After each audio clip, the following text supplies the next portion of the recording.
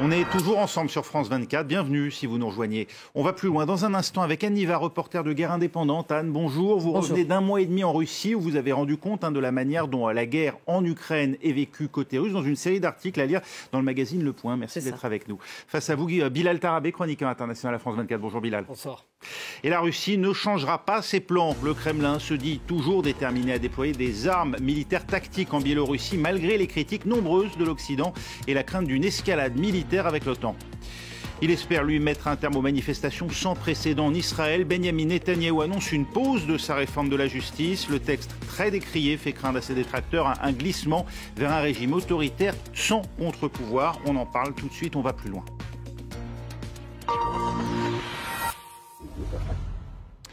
Pas question pour l'heure de revenir en arrière. La Russie est toujours décidée à déployer des armes nucléaires dites tactiques, c'est-à-dire de courte portée, sur le territoire de son allié, la Biélorussie, un pays frontalier de l'Ukraine et de la Pologne, et donc à la frontière extérieure de l'Union européenne. Kiev réclame une réunion d'urgence du Conseil de sécurité auquel, rappelons-le, appartient la Russie qui, en tant que membre permanent, y dispose d'un droit de veto. Natacha Milray. Un accord entre alliés. La Russie a décidé de stationner des armes nucléaires sur le territoire de son voisin et partenaire, la Biélorussie. Le pays dirigé par Alexandre Loukachenko est frontalier avec plusieurs États membres de l'OTAN. Selon le président russe, cette initiative ne viole pas les accords de non-prolifération nucléaire. Alexandre Loukachenko a raison. Il dit « Écoutez, nous sommes vos alliés les plus proches. Pourquoi les Américains déploient des armes nucléaires tactiques chez leurs alliés, sur leur territoire, entraînent des hommes, des pilotes à utiliser ce type d'armes si nécessaire ? Nous avons convenu que nous ferons de même, sans violer nos obligations internationales en matière de non-prolifération des armes nucléaires. » Vladimir Poutine n'a pas précisé quand cet arsenal serait transféré en Biélorussie. Mais la construction d'un centre de stockage devrait être achevée d'ici le 1er juillet. Et 10 avions capables de transporter des armes nucléaires tactiques sont déjà sur place. De son côté, Kiev met en garde la Biélorussie sur les conséquences de ce déploiement. La déclaration de Poutine sur le placement d'armes nucléaires tactiques en Biélorussie, une étape vers la déstabilisation interne du pays, maximise le niveau de perception négative et de rejet public de la Russie et de Poutine dans la société biélorusse. Le Kremlin a pris la Biélorussie en otage nucléaire. Si la Biélorussie ne prend pas directement part au conflit, elle sert de base avancée à Moscou depuis le début de la guerre pour mener des frappes et conduire son offensive sur l'Ukraine. Ah non, on va revenir dans un instant sur ce que vous ont dit les Russes de cette guerre, eux avec qui vous avez vécu longuement ces derniers mois. Mais arrêtons d'abord, si vous le voulez bien, sur cette annonce de Vladimir Poutine durant le week-end. L'Ukraine a-t-elle raison de condamner un chantage nucléaire de la Russie ou au contraire, comme le dit Moscou, n'y a-t-il là qu'une banale symétrie avec ce que pratiquent déjà les États-Unis en déployant leurs armes militaires tactiques chez leurs alliés européens au sein de l'OTAN ? Écoutez, l'Ukraine dit évidemment ce qui va dans son intérêt, donc on ne peut pas attendre autre chose de l'Ukraine. Maintenant, ce qui est intéressant, c'est de voir le positionnement de Vladimir Poutine, qui effectivement est toujours, vous avez remarqué, en train de dire, de souligner qu'il prend des décisions à la demande de quelqu'un d'autre. Donc là, c'est à la demande de Loukachenko. Les référendums dans les territoires annexés, c'était à la demande des populations de ces endroits. Donc c'est toujours pour ne pas montrer qu'il prend lui-même les décisions, qu'il prétend cela. Loukachenko est un vassal de Vladimir Poutine, et ce, depuis un certain nombre d'années. Donc si vous voulez, il n'y a rien de nouveau là-dessus. Et c'est une gesticulation politique.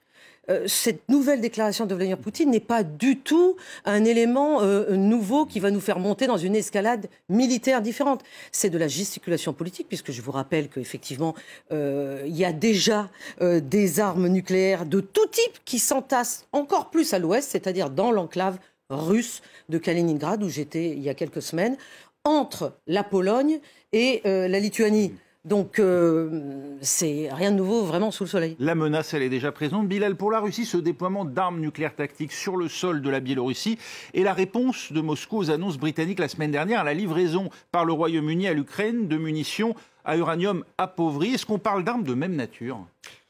Alors pour la faire courte, non, mais pour comprendre de quoi on parle, on va expliquer de quoi il s'agit. Donc en fait, une arme nucléaire tactique, ça n'est jamais qu'une arme nucléaire stratégique, c'est-à-dire ce que le grand public entend par arme nucléaire, hein, une bombe de 400 kilotonnes qui rase une ville et sa banlieue, voilà, c'est une arme nucléaire stratégique, mais en plus petit. C'est-à-dire que là où une arme nucléaire stratégique aura 4 ogives pour 400 kilotonnes, une arme nucléaire tactique aura une ogive jusqu'à 100 kilotonnes. Hiroshima, c'est 16 kilotonnes. Voilà, c'est-à-dire que moins puissante, moins puissante. Oui. Vraiment moins Moins puissante. puissante, mais plusieurs Hiroshima quand même. Hein. Oui, enfin moins puissante, mais ça reste une bombe nucléaire, tactique ou pas tactique. Alors, une munition à l'uranium appauvri, c'est donc une munition qui utilise des chutes, enfin des restes d'uranium utilisés dans l'industrie nucléaire civile. Donc, c'est de l'uranium enrichi à peu près 60%.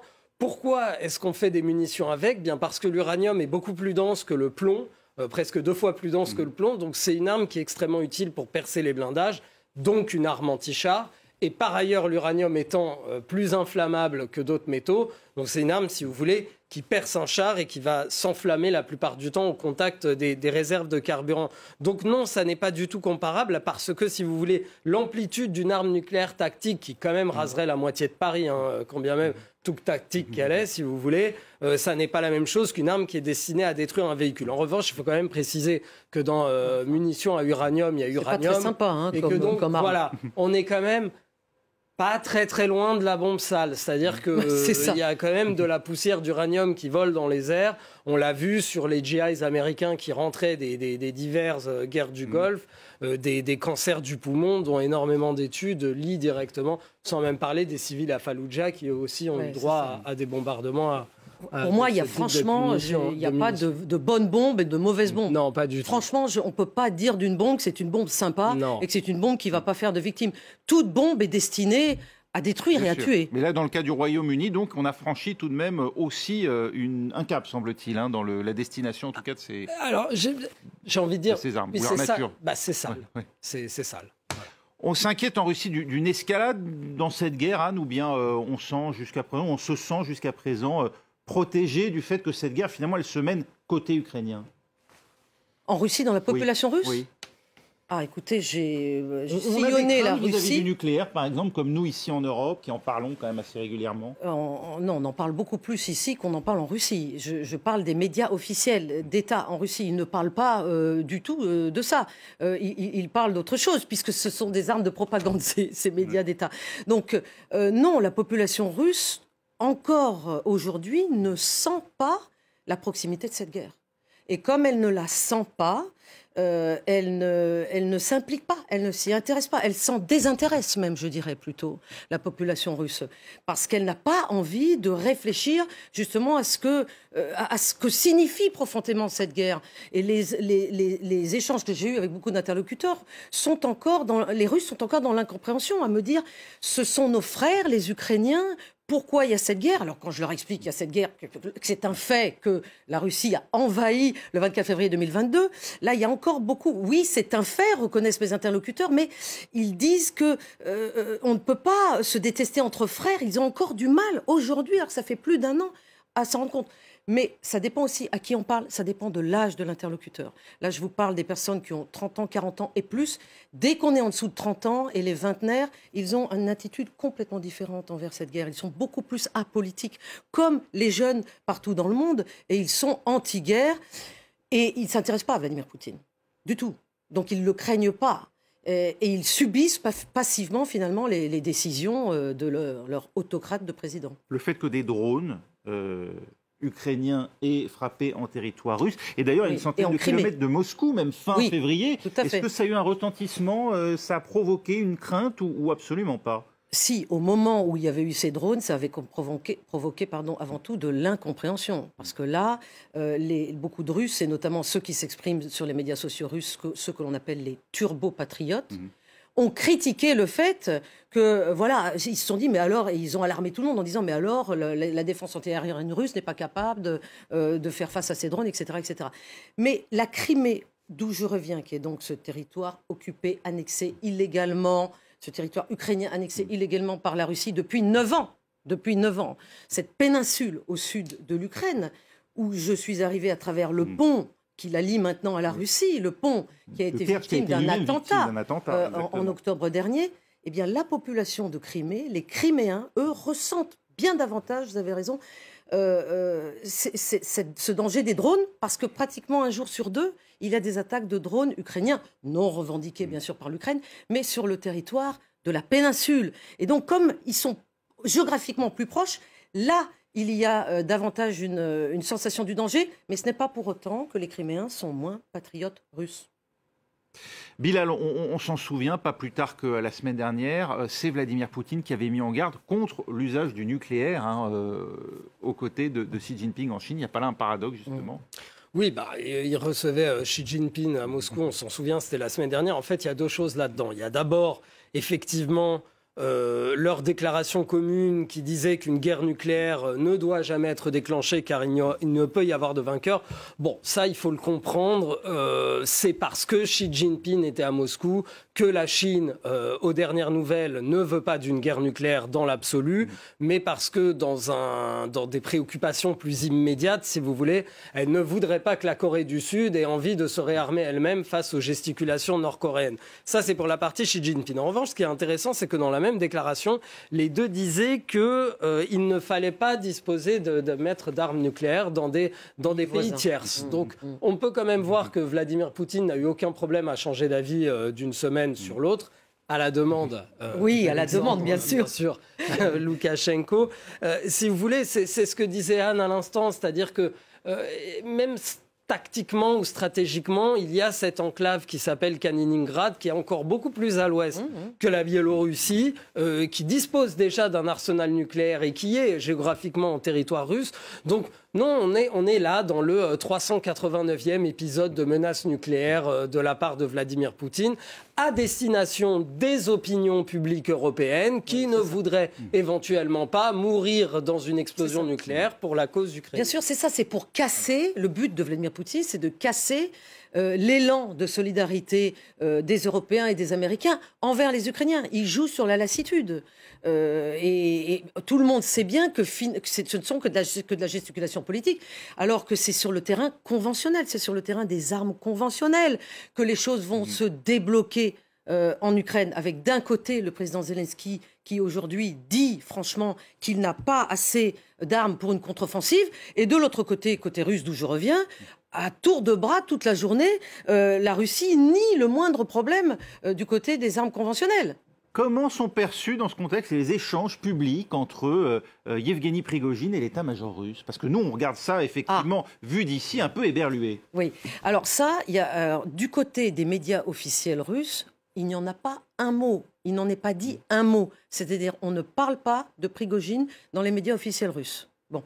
Et du côté de la population, il y a des gens qui ne le connaissent pas, du coup. Prigojine. Il est peut-être plus connu en Occident que par certaines personnes dans la population russe. Ceux qui écoutent que les médias officiels, ils ne le connaissent pas. Bon, il y a aussi beaucoup de gens qui en ont entendu parler. Et là, les opinions sont mitigées. Il y a ceux qui estiment que voilà quelqu'un grâce à qui, sur le terrain en Ukraine, l'armée russe avance. Et puis, il y a ceux qui disent que c'est absolument pas normal qu'il y ait deux voix et quelqu'un qui critique l'autre. J'ai des informations du côté de Prigojine, du côté de son bureau, des sources très proches de lui. En fait, Prigojine, il est depuis quelques semaines très mécontent lui-même du fait que justement on ne fait plus attention à lui. Il a cru un moment qu'on allait l'autoriser à pouvoir lancer son propre parti politique. Il n'a pas été autorisé à le faire. C'est donc bien la preuve que le Kremlin veut le cantonner dans le rôle dans lequel il est déjà aujourd'hui, c'est-à-dire de celui qui sert à peut-être gagner une ville ou deux sur le champ de bataille et qui est chargé du sale boulot. C'est toujours le chef d'état-major Valéry Gerasimov qui a la haute main sur les opérations en Ukraine. Absolument, sans aucun doute. Aujourd'hui, donc, une situation en Ukraine qui reste bloquée sur la ligne de front. Vous avez pu l'observer notamment Anne, à l'occasion de ce voyage.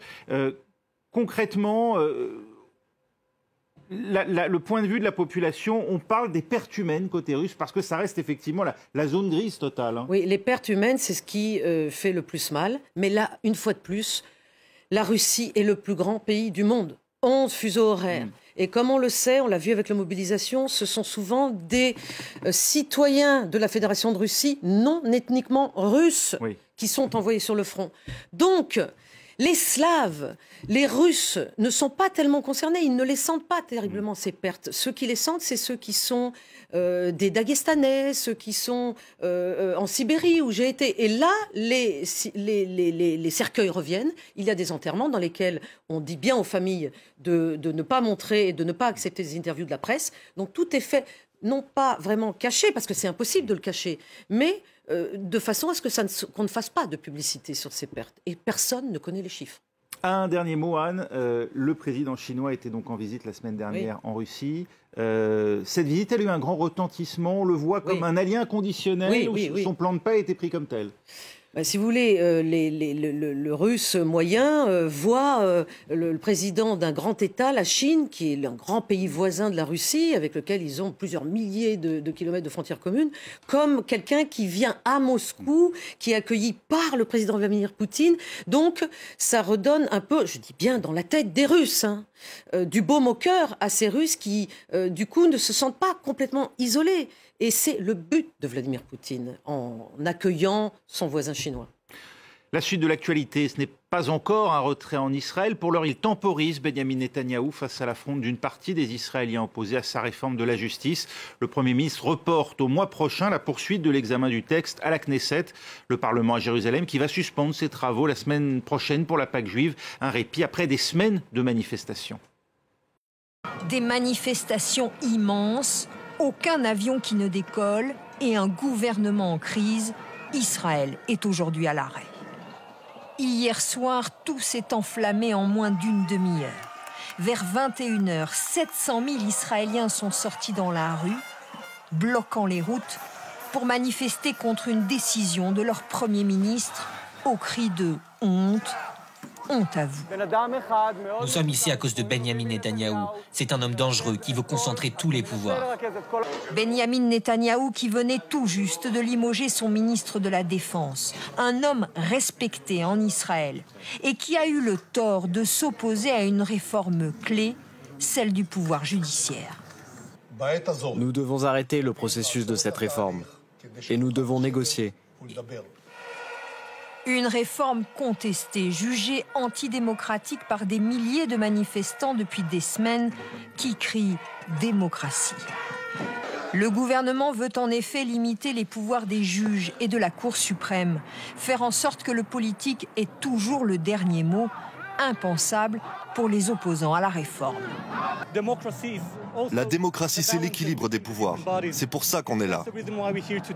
Et que le gouvernement veuille changer ça, c'est très très grave. Il faut arrêter. Arrêtez cela. On veut rester la démocratie que nous avons toujours été. Toute la journée, les Israéliens ont attendu que Benyamin Netanyahou s'exprime. Il vient de prendre la parole pour annoncer le gel de la réforme jusqu'à l'été. J'ai décidé une pause de la 2e et 3e lecture du texte au Parlement afin de donner du temps et trouver un consensus.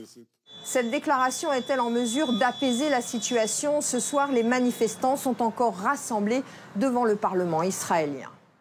On a atteint aujourd'hui 80 000 manifestants autour de la Knesset à Jérusalem. C'est complètement fou, Bilal, pour un pays qui compte moins de 10 millions d'habitants.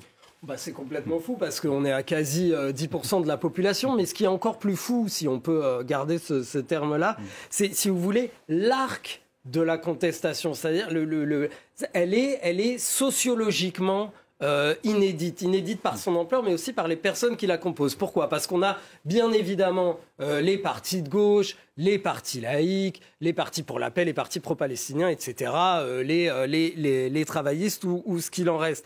Mais on a aussi, et on l'a vu, le principal syndicat de la fonction publique, et ça, moi je pense, mais c'est un avis personnel, que c'est ce qui a quand même décidé Benyamin Netanyahou à repousser à plus tard l'examen de ce projet de réforme et pas autre chose. Mais enfin, il y a les syndicats, il y a les militaires, ça aussi c'est du jamais vu, c'est pas pour rien que le ministre de la Défense, lui, a exprimé ses doutes. Il y a les militaires, il y a les services de sécurité, le Shin Bet, la sécurité intérieure, le Shin Bet, c'est-à-dire le même service qui essaye d'éviter les attentats sur son territoire, qui là a dit, attendez les amis, on est un petit peu occupé avec ce dossier, n'allait pas nous mettre un affrontement inter-israélien par-dessus. Et ça fait plusieurs fois ces 3 derniers mois que les directeurs du Shin Bet le disent. Donc, et il y a, j'allais oublier, le monde des affaires qui, lui, ne s'est pas solidarisé avec cette grève, mais on l'a vu aujourd'hui en Israël, plusieurs entreprises privées, ce qui encore une fois est extrêmement rare dans le pays, qui ont décidé de débrayer. Donc l'arc de contestation est fou. Et si vous voulez, il y a aussi autre chose dont il faut quand même mentionner 2-3 mots, c'est sur les diasporas. Également israélienne. La diaspora américaine qui se mobilise de manière historique. On a un rabbin qui a fait le déplacement depuis New York jusqu'à Tel Aviv au début du mois de mars de l'Union laïque juive, 2 millions de membres aux États-Unis, pour venir faire un discours en hébreu aux manifestants. Et on a, et il faut le dire, la France aujourd'hui, le CRIF, qui pourtant s'exprime assez rarement sur les affaires intérieures israéliennes, qui lui aussi a appelé le gouvernement à suspendre un petit peu les débats et à discuter. Anne, l'opposition est vent debout jusqu'au président Isaac Herzog qui s'est inquiété récemment d'un risque de guerre civile. On en est là, l'opposition à Netanyahou, c'est tout le paradoxe qui a tant de mal à exister dans les urnes finalement depuis plus de 10 ans maintenant et qui aujourd'hui donne le sentiment qu'un pays entier se soulève.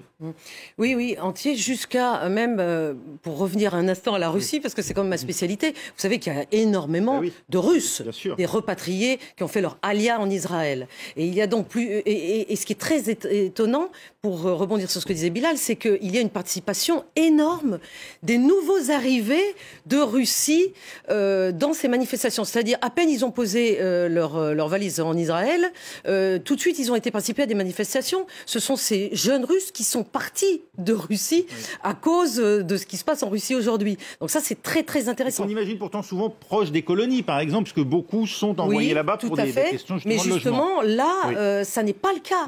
Et ces Russes comparent la situation avec celle de Russie, et notamment, il y a eu énormément sur les médias sociaux de Russes d'Israël qui disaient « mais le comportement de la police en Israël est tellement différent d'une autre en Russie, etc. etc. » Donc moi, ce que je trouve très intéressant, c'est que justement, il y a, en fait, Netanyahou est en train d'être comparé à des personnalités qu'il n'aime pas, sans doute, comme le président Orban de la Hongrie, puisqu'on est en train de dire que l'Israël pourrait aller vers une démocratie illibérale. Oui, ou Erdogan même. Erdogan, etc. Donc c'est plutôt pas en son honneur. Et c'est sans doute une des raisons qui lui le fait peut-être reculer aujourd'hui. Moi, je ne peux pas ne pas non plus avoir la tentation de comparer avec ce qui s'est passé en Géorgie. Il y a quelques semaines, vous savez, la Géorgie, qui est une autre république ex-soviétique, qui est indépendante depuis la fin de l'URSS, dans laquelle il y a eu des manifestations monstres. Avec une cohabitation, parce que la présidente, elle, était du côté de la rue, effectivement. Mais la foule a fait reculer le pouvoir. Le Parlement était sur le point de faire voter une loi qui était d'ailleurs copiée sur une loi qui venait de Moscou.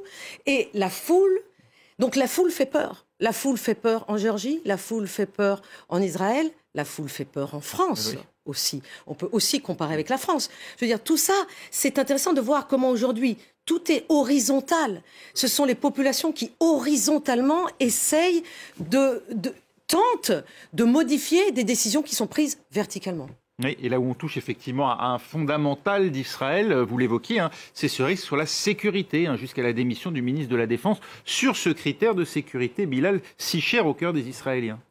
Si cher au cœur des Israéliens et si cher à leurs préoccupations depuis le début de l'année, puisqu'on est sur un record de violence en Cisjordanie, on est sur un record d'affrontements entre Palestiniens et armées, services de sécurité israéliens d'un côté, mais aussi avec les colons, il faut le mentionner. Donc, encore une fois, Benyamin Netanyahou lui-même, lorsqu'il a enfin prononcé son discours tout à l'heure, à 19h heure de Paris, a prononcé les mots guerre civile. C'est-à-dire que lui-même est conscient quand même que là, il y a une fracture dans la société qui peut être extrêmement dangereuse. Une fracture extrêmement dangereuse. Ça signifierait quoi, Anne, l'adoption de cette réforme? Vous l'avez dit, Israël deviendrait une démocratie illibérale, dans le camp des démocratures, presque comme on dit aujourd'hui. Ce pays qui s'est longtemps vécu quand même comme le phare de la démocratie au Proche-Orient. Oui, mais je ne pense pas que cette législation sera adoptée, que cette réforme sera adoptée. Je pense au contraire qu'on va vers un aménagement ou un retrait. Et justement, ça montre, une fois de plus, je le souligne, la force aujourd'hui, souvent par la violence, mais en tout cas par le poids, la masse des populations civiles. Et impensé du conflit israélo-palestinien et des 20% d'Arabes israéliens. Parce qu'on n'en parle pas, mais finalement, est-ce qu'il n'y a pas aussi un véritable problème dans ce pays, justement, qui, il y a quelques années, a fait voter quand même une loi sur la nation juive d'Israël? Est-ce qu'il n'y a pas aujourd'hui, justement, une difficulté à maintenir ces conditions-là, un homme égale une voix et tous les habitants égaux à la fois normativement et dans les faits? Bien sûr que si, c'est une évidence. Mais on n'est pas dans un moment où on peut réfléchir à cela. Quand il y a de la foule dans la rue, les dirigeants ont peur. Et aujourd'hui, on le voit, je viens de vous donner 3 exemples. En Russie, pourquoi croyez-vous que Vladimir Poutine est d'une main de fer et de plus en plus? C'est parce qu'il a peur que les gens descendent dans la rue. Ils sont descendus en 2011, 2012, depuis ils sont plus redescendus parce que la législation pénalement est devenue beaucoup plus complexe. Oui. Donc, ça devrait faire réfléchir tous nos dirigeants, cela. Non, mais c'est intéressant ce que vous disiez, parce que il y a quelques semaines, Jacques Attali a écrit un texte un petit peu dans ce sens-là, où en fait lui-même fait le parallèle entre ces manifestations-là, mais aussi un pays qui peut-être est en train de vivre la fin de l'illusion de croire qu'il peut finalement être une démocratie normale et régulière tout en colonisant un autre pays. Et que ça risque de se retourner très fortement d'ailleurs contre ses citoyens. Oui, mais enfin, c'est pas avec le gouvernement actuel d'Israël, qui est le plus à droite de toute l'histoire d'Israël, que les dirigeants israéliens vont se permettre de réfléchir justement à ce débat. Or, il faudrait mieux le faire. Voilà, absolument. Ce doute. Mais d'ailleurs, sur ces même s'il y a des différences dans la rue entre les partis qui incluent les Arabes israéliens et ceux qui refusent de parler à ces partis. Mais alors, pourquoi tout le monde se sent concerné? Parce que vous allez me dire, dans ce projet de réforme judiciaire, il y a les politiques qui veulent nommer les juges de la Cour suprême. Or, quel exemple récent on a de ça et de cette dérive? Mais on a les États-Unis. On a où une frange religieuse, si vous voulez, a fait en sorte de lever un droit qui était considéré comme totalement acquis, qui est le droit absolu de l'avortement. Merci beaucoup. Malheureusement, on n'aura pas le temps. On ouvre un autre débat. Merci Bilal Taré, merci Anne Niva. C'était le retour d'Anne parmi nous et désormais à nouveau chaque lundi. On se retrouve dans 3 minutes dans Paris Direct. Restez avec nous.